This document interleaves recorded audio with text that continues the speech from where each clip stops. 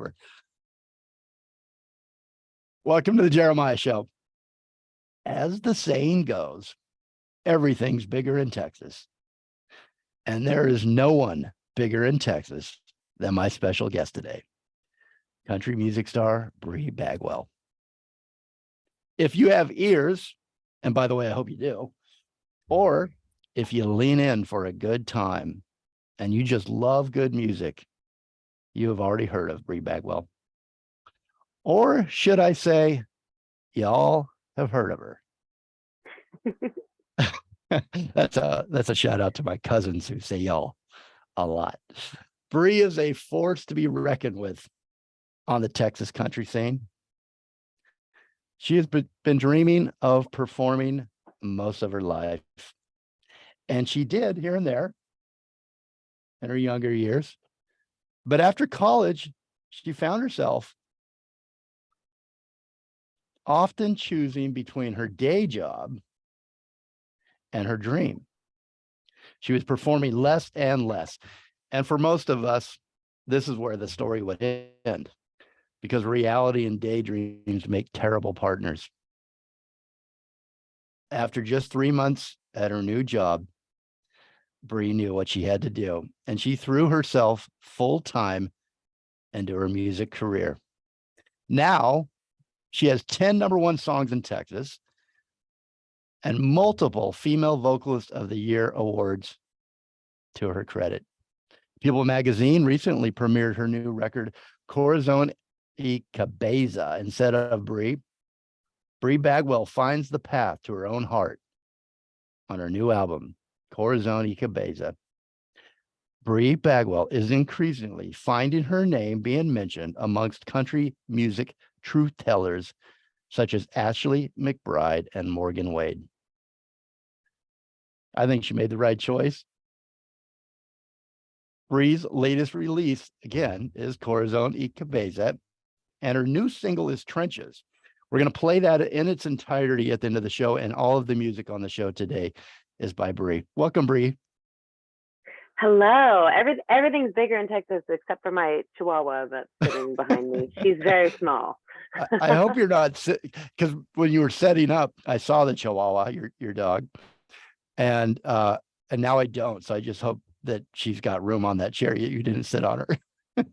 I know. I get about 12% of the chair, and then she sits behind me, and that's where she prefers to sit and sleep all day when I work. So I'm not sure if that's good or bad for my posture, but I let her do what she wants, obviously.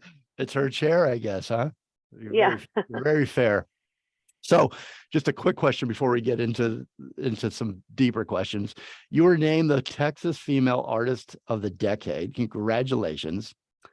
And I was just wondering, did your hat size go up after that announcement? I think it went up and then right back down because I was like, oh no, have I been doing that for this long? You know, yeah. The time has been flying, and then all of a sudden to be an artist of the decade is kind of like, oh man, I've really been at this a while, haven't I? That's funny. Isn't it weird how the brain works, how your mind works? Like you just got this big award, this great credit to you and your music, and then you instantly think of something negative. Have I been doing it that long? I know. Isn't it crazy? Yes, the music business will keep you humble. I mean, I think you can have the best night of your life followed by, a show where nobody comes or whatever, or a negative comment on a Facebook post or something. So I don't think there's a shortage of doses of humility around here. Do you find though that helps you as an artist to have that humility and to have that gives you a drive, it gives you a reason to get up, right, and do better every day? Oh, absolutely. And I think the majority, like the overwhelming majority of people and comments and everything is very, very nice. Mm-hmm. And they always say you're not, you're doing something right if you have a couple haters. So, yeah. And sometimes I think they're even like robots now, which is super strange. So I don't know, you just kind of take it all as a whole. Everything's mostly good, and that's enough to keep me going. you grew up in Las Cruces, New Mexico, but now you live in New Braunfels, Texas. You say you're about 30, that's about 30 miles. I don't know my geography very well out there, but about 30 miles out of Austin. And I have been there to both. So landscapes, I started thinking about this, landscapes and skies with bright colors. And do you think these bright colors, these big canvases that you've grown up in and traveled through inspire big dreams and vivid, colorful melodies in your music? Have they inspired that at all? Wow. I mean, I definitely love the landscape of the desert. I mean, I just was home back in New Mexico and the wide open and the sunsets and I agree that like the vivid imagery definitely Yeah. probably contributed. And now I'm in hill country, which I remember moving here and I was like, I don't know which way is north, because in New Mexico I was always, the mountains would be my directional sense, you know. So now I live Mhm. where I can't really see giant mountains, and so it's a little different. But now we have rivers, and it's so beautiful where I live, and it feels very much like the country, even though, like you said, it's 30 minutes from San Antonio, about 45 minutes from Austin. So we have big cities close by, but it feels just very peaceful and serene, and I think that definitely contributes to my songs. How old were you when you started writing poems in your childhood bedroom? Really, really young. And my mom always jokes, like she's says that she hopes no one finds those poems, because she says it looks like I had a terrible dark childhood, because I was writing, you know, these just really intense poems. And I remember like finding out about the Holocaust and writing a 4-page poem about that. And I was so devastated when I found out that that had actually happened in our history. And so I think I just kind of was a very emotional child for some reason. And so I would say, you know, 5 or 6, probably. Well, that made me think, reading that you wrote poems and poetry at such a young age, at 6, as you say, it tells me you're a pretty introspective little girl. Is that fair? That you really were affected? It sounds like by you read about the Holocaust. You're affected by things around you, and thought a lot. Do you remember that time Uh-huh. and being Oh, introspective like that? absolutely. I still do it, or I'll see a movie that affects me in a certain way to this day, and I'll think about that movie for years. I don't know. It's something about just the way that I was built, that I have feel emotions very intensely. And so I think music was the perfect outlet for me to be able to put that into words somehow. Yeah, I mean that the emotions that your music brings up when you listen. I mean, you can feel the thoughtfulness, but also I think that introspectiveness that you've experienced your whole life, the way you're made up, the way you view the world is is really heard through the music and through your lyrics. Um, Thank you.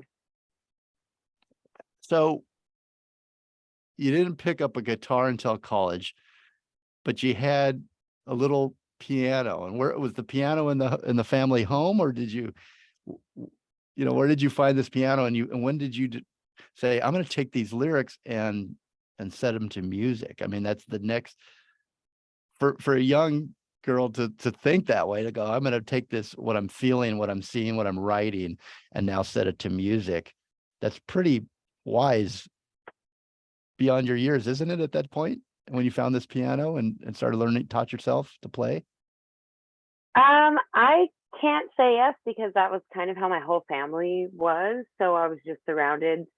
My aunt plays harmonica and piano and guitar all by ear. My dad plays guitar, just taught himself. My uncle had a band, and so on both sides of the family, everyone was just kind of musical. So when I found this like keyboard sitting in my parents' garage, I was taking choir in middle school, and they were, they kind of teach you to read notes and what notes are Mhm. and where they go. And so I just kind of started picking out the notes on the piano and taught myself to just read sheet music. I mean, I'm not like really good by any means, but I can still read music a bit, and just taught myself how to play. And then my brothers, I have 2 older brothers. I'm sure you were probably about to get there, but 2 so my brothers, they're identical twins, and they're 7 years older than me, and they were in college and I was 14, and they started a band because, of course, the college band, that's the thing to do. So I started playing keyboard and singing harmony vocals in that band.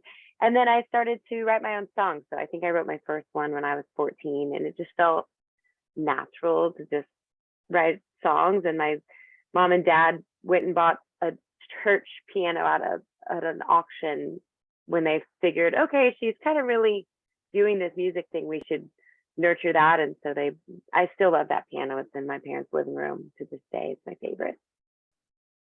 That's so neat that all the family is musical, and that you played with your so your brothers are twins. You're not a twin. Right. My brothers are twins. I know, I always mess that up when I say it. They are identical twins, and so it was just crazy because, you know, two identical twin brothers, and they were 7 years older than me. So I also grew up pretty independent because they were, you know, they were playing basketball together, and what's a little girl going to do in that mix? But they did let me play in the band, so that was nice. Yeah, I was going to say, do you think you were obviously a songwriter from an early age? You were musically inclined. You were teaching yourself. You were part of the music family, and then there was that age difference with your brothers. Did they see you as, hey, she could be our songwriter? Did you write music for them? And was that a way for you also to connect with them? I wonder, like, that's what they love. They love music, and there's a good way for me to connect with my older brothers. Maybe that was definitely part of it. You know, I wanted to be part of the things that they were doing. And I know that it was kind of hard for them because like they were 21 in the bar, and because I was 14 on stage, they weren't allowed to have alcohol on stage. So there was still like that, you know, annoying little sister probably moment where they're like, what the heck, you're ruining our time. But no, I think that they liked having me there, and they let me play a few of my original songs during the shows. And we actually recorded an album as a band, and I got to record my own songs with that. So I think that they appreciated it and definitely liked it. And they've always been very encouraging. Like, I joke that, you know, but we are best friends to this day, and we really had a great time playing in that band. What are your brothers' names? Brian and Brandon, and they're Brian Clay, Brandon J, Brianna Ray. So we have rhyming middle names. That's ridiculous, moms. But and they still play. And you're all B's too. All B's, and they maybe did the smarter thing. I don't know if you'd say that, but one is an accountant and the other one's a financial advisor. You know what? Yeah. Actually, that's perfect for you, right? Like, you've got your accountant and you've got your financial advisor. If you ever need right, get some good advice. Exactly. That's awesome. I like that. They do help me out a lot. I appreciate it. What do you remember, if you can? Like, take me back to that first time at 14 when your brothers either invited you or pulled you up on stage and you performed a couple of original songs at that point. Can you like put me in your shoes and let me see what you saw? Like, what was that stage like? What was that microphone like, and looking out at the audience? What was that experience like for you? Terrifying. I don't really have stage fright anymore. I've had it a few times here and there for big things or TV shows or whatever, where I don't enjoy the feeling of being nervous. And so I remember being scared and like not loving that feeling of being scared. And our first show, actually, I remember looking out and my mom was giving me this strange look. And one of my first performances, somebody had hit the keyboard button where it, like, you know, it's a transpose button. So the keyboard was playing in a different key than the rest of the band. And she was looking at me. So one of the first songs I ever sang, I was singing in the wrong key compared to the rest of the band. And I was mortified. And that was such an awful experience. And I'm actually surprised that I stuck with it after that. Because, you know, seeing your mom go like, what the heck is happening? But then it all sorted out after that. We figured it out. But I'm sorry. There's really nothing. Yeah, thank you. I know I haven't thought about that in a while, but I think it's now what I say when things happen on stage is like, you come to see live music, sometimes things happen. That's why it's called live music. So it's not all perfect. I wish I could have told my younger self it's not that big of a deal. Normally I wouldn't like throw in one of my own stories, but I'm gonna commiserate with Do you a little it. bit I here. don't mind. I was in when I was, you know, how you go through classes and you have music, you take music class. I think I was, I don't know, 10, 11, and I got a flute, and I really did not like the flute. That was my instrument I had to play for the school, in front of the school, whole school, at the Christmas show or something. And I had to play Mary Had a Little Lamb. And of course, I did not practice at all. And one night I realized I could hum it and I could hear it through the flute. Like I was like, oh, I'm playing it. Like, you know, and I got up on stage and I did that exact thing in front of the whole audience. And, and I just remember people laughing in the faces, you know, from that viewpoint. And I realized I didn't learn anything. I was just humming it through and blowing it through the holes. But oh my gosh. And I've never gone back. I could have. But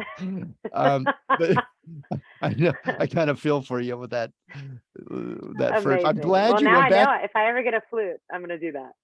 Okay. That's why I never became what do you call it, a flautist or a flautist? Yes, right. That's why my career never went any further. Well, that says a lot about you, though, that you had that was your first experience and you got back up and did it again. So even though you're mortified, there must have been, the stage was beckoning you, right? And what do you think your love for the stage says about you, Bri? Yeah, it's very interesting because I really do love being home and writing songs, but I don't think I could be happy as being just a songwriter, if that makes sense. I love performing. I love the banter with the audience. I love creating a show from beginning to end. I love playing my music, which I think Texas is such a cool place for having a scene where it's encouraged to play your own original music. That's not always the case.